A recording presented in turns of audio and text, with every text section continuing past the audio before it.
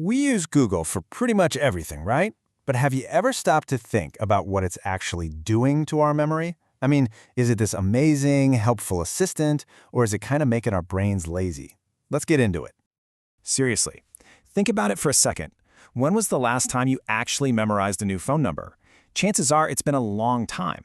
Our phones just remember for us. And that simple little change, it's a doorway into this massive shift in how we use our minds. Now, to really get what's happening with all this tech, you've got to realize something pretty important. We've always outsourced our memory. It's not a new thing. And psychologists, they actually have a name for this shared second brain. It's called transactive memory.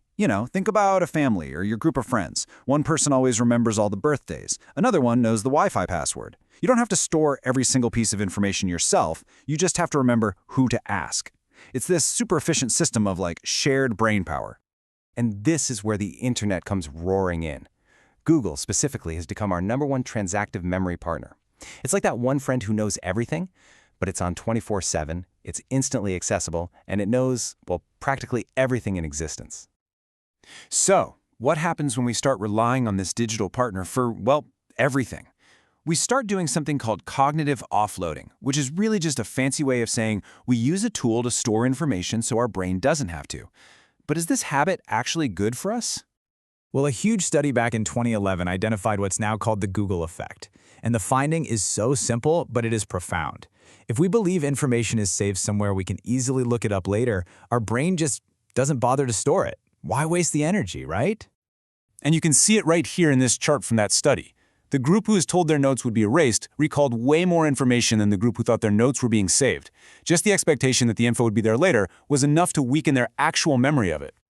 And this isn't just about random facts we look up. Another study in 2014 found the exact same thing happens with our eyes. People walking through a museum who took a photo of an object actually remembered fewer details about it than the stuff they just stood there and looked at. The camera became the external memory, and so the brain just kind of checked out. Okay, so forgetting things we offload might not seem like the worst thing in the world. It's a trade-off. But the consequences, they go a little bit deeper than just simple memory. It actually starts to affect how we see our own intelligence.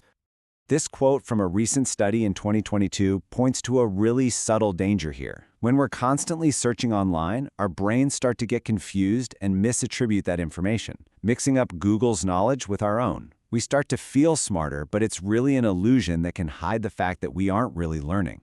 In this table, wow, it shows that illusion in stark numbers. A group that used Google to study for a quiz was way more confident about how they do than a group that didn't. But look at the results.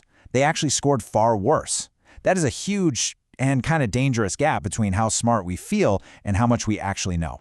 This confusion can lead to this really fascinating and honestly a little unsettling thing called cryptomnesia. It's a failure of what's called source memory. Basically, the lines just get blurry. We look something up and then later, the memory of looking it up just fades away, but the information sticks around. And our brain, it just credits itself, thinking, oh yeah, I knew that. We literally start to think Google's knowledge is our own. So far, this picture looks pretty bleak, doesn't it?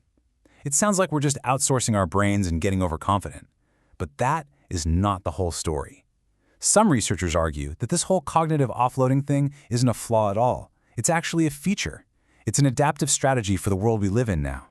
It really just comes down to a trade-off. What's the cost?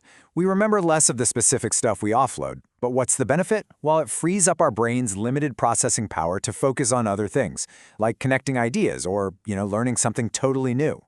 A brilliant experiment in 2015 showed this perfectly. So one group studied a list of words, and then they saved that list to a computer. Then, when they were given a second, totally new list to memorize, they did way better than a group that hadn't saved the first one. The simple act of saving, of offloading, it literally freed up their mental space to learn new things more effectively.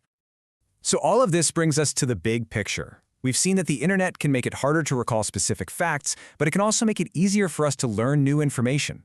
So it's not really about being smarter or dumber, it's about how the very definition of smart might be changing right under our feet. So let's just do a quick recap. We are definitely outsourcing our memory to the internet.